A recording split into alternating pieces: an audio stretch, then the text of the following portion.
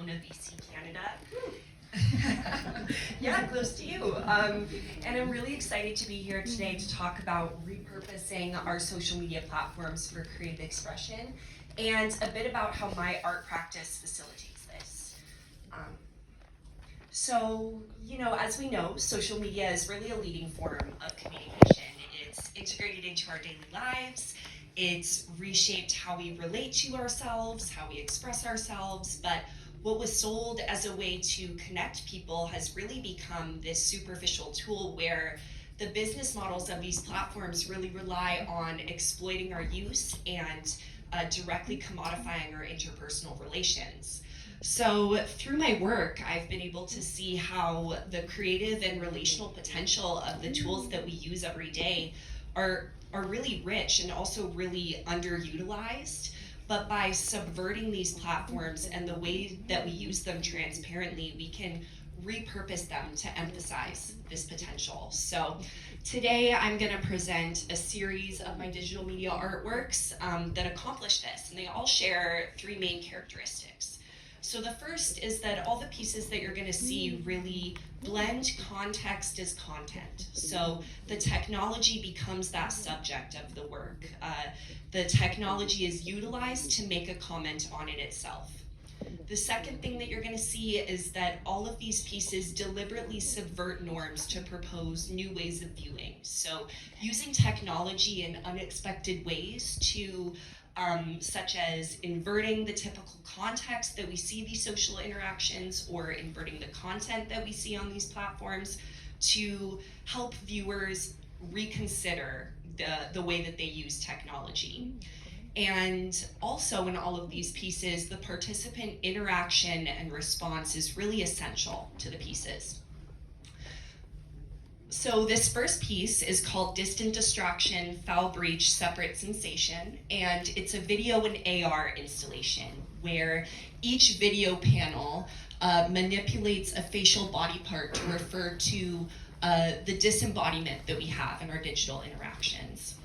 And there's an AR component of this piece as well, where animated hands reach out as if reaching out for connection. And in the front camera, a mask filter covers the face to promote these ideas of disembodied spectatorship. And the AR filters themselves are actually only accessible through Instagram. So Instagram not only is the context of the work to distribute it, make the piece come alive, but it's also the content of the work and the subject of that direct critique. So this piece is really making an implicit comment on the superficial and subconscious way that we use Instagram, because using these platforms to view art outside of just a reproduction of a piece, but to actually interact publicly and interact creatively is a lot more rare. And in the installation, viewers can interact with the AR portion of the piece by scanning canvases in the gallery. But for the purposes of today, you can scan those QR codes up on the screen to follow along. And you'll start to see that everyday interactions with AR that we have that are usually private and only accessible through a screen are now tethered to this public gallery space. And in the installation, this is further projected onto a canvas, which helps to show AR as being relational and contributory to art. And in the front camera, the AR filters drastically are modifying a user's face rather than transparently perfecting it, which is quite different from the way that we usually see these AR filters on Instagram, which is usually morphing a user's face transparently, which really amplifies that superficiality of the way that we use Instagram. So the face is distorted here to draw attention to itself, and that helps kind of confront this superficiality and point to a different way of use. This second piece is called Lark Spartin, and it's a collection of digital self-portraits presented through an Instagram-like interface where I manipulate my own selfies. And this project uses the Instagram feed as the subject of direct critique and exploits it to highlight the performative and constructed aspects of Instagram, like the narcissism, superficiality, the exploitation of our identity for profit, all of which are really woven into these platforms and really blindly accepted as being part of online. However, this project isn't displayed within Instagram itself. It's actually displayed within a external website publicly, which further helps bring awareness to that constructed nature of the Instagram feed and highlight that performativity by taking it out of its original context. And there are no captions, no ways to enlarge the photos, no ways to leave a comment, which you usually get on Instagram. So I become a character that viewers really only see on a superficial level, where they're forced to make connections between the photos and participate in this one-way form of communication, which is really similar to how we judge and perceive people online. So by taking away that limited communication and interaction that Instagram does afford, it really highlights that lack of depth and lack of vulnerability that we have in our everyday use. And this project also has an AR component where the filters distort a user's face, and that really brings awareness to that contrived nature of the selfie. So facial movements that you normally see in selfies, like a smile, trigger animations, which helps bring awareness to how we perform these out of context every day. And this project really is showing the constraints that Instagram is placing on its users. It's highlighting its potential to encourage self-expression, and it's simultaneously pushing boundaries of maybe what we could consider as art today, and helping us envision a new way that we can operate on platforms and maybe encourage that creative expression more. This third piece is a relational art piece and activity that I conducted during a university seminar using the video communications tool Zoom. And I created these relational Zoom backgrounds with my colleagues to shape Zoom as a self-reflection tool rather than a tool for communication and collaboration. So each participant was placed in a breakout room alone, which goes against the typical utilization of a breakout room, which is to connect with a small group of people. And alone in that breakout room, they were tasked with finding an image that represents themselves, has some personal significance. And once they were done, they had to exchange them anonymously. So at the end, every participant got a personally significant image that was someone else's to place as their video background. And during discussion, they were trying to make connections with the image they received as if it was their own, which really highlighted these unseen similarities between the participants and unveiled assumptions that we make about each other online. And it really showed how digital media can be this tool to create a depiction of ourselves and have that personal significance, but how that's appropriated in our everyday use. So all of the examples that I've shown are a expression of my research in digital relationality, which applies principles from Nicholas Bourriaud's relational aesthetics to broadly accessible interactive digital art. And the research was based on applying an art form that takes interhuman relations as its content and updating it to confront the progressive commoditization of our digital media relations and propose alternative ways of living to reveal that antagonism within the structures that our technology imposes on us in our everyday use that we normally take for granted. And this idea of antagonism was spoken more about in depth by Claire Bishop. And she talks about how antagonism is really about embracing controversy and discomfort as essential to democracy and growth. So in my artwork, I'm trying to encourage that antagonism and discourse to point to the broader context that the artwork operates within and help us imagine alternative ways of interacting with our technology beyond those constraints that we normally operate within. So these ideas of repurposing our social media platforms for creative expression are not just for artists.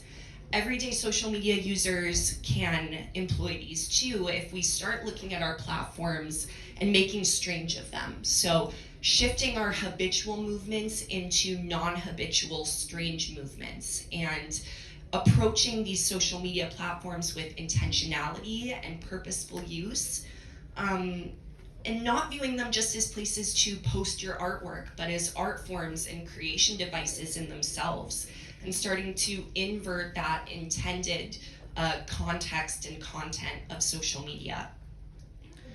And by doing this, we can not only reframe technology, but we can also start to reframe the role that the contemporary artist has today. So users are no longer consumers shaped by an algorithm, but they're creators working to actively deconstruct these norms that have been placed on us.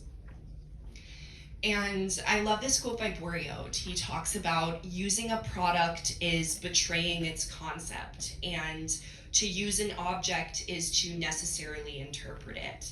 And Bourriaud speaks a lot about web surfers as individuals who navigate paths through culture, and the navigation of the platforms themselves being the subject of artistic practice. So when we interact with other people's photos and reproduce them and sample them and remix what we see online and insert our own ideas, we're shifting that consumption to production. So as we constantly appropriate and add to existing works, we're inserting that culture into new contexts and creating new links between ideas, which is really at the core of what any artist does.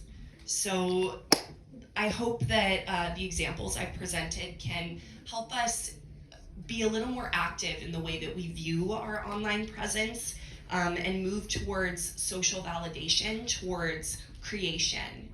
And by inverting these platforms and voicing what's normally repressed on social media, we can understand our role in shaping these networks and subvert those power structures, hopefully exploring new ways of interaction.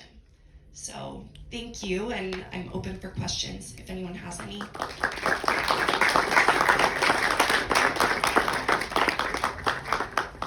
Thank you very much, Lark. We will proceed to questions shortly.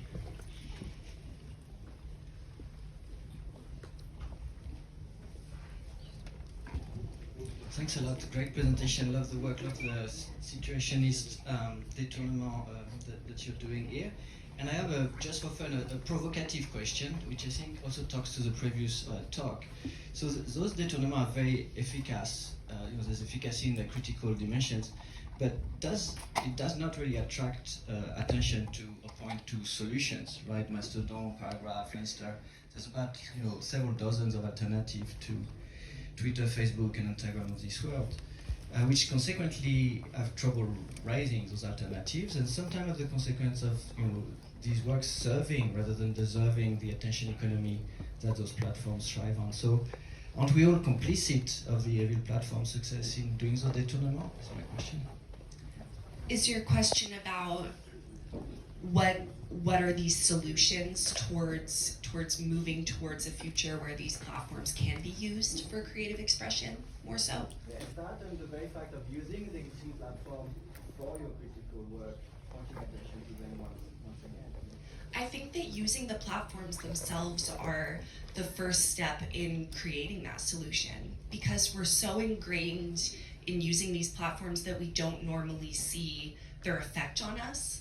So I think that using the platforms themselves is a good way, and using them in a different way and inverting the context and content that we normally see, is a good way to help people understand that this new future is available to them, and start opening the door to providing those solutions.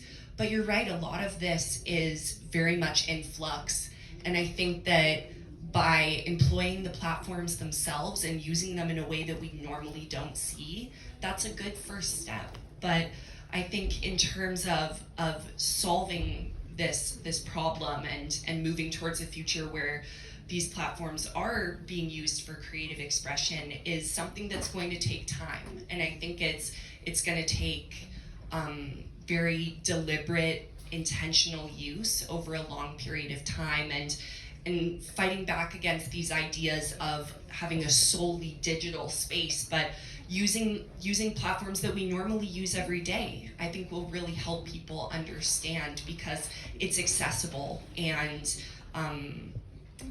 it's accessible. It's a way for people to really have a tangible outlook of what can be.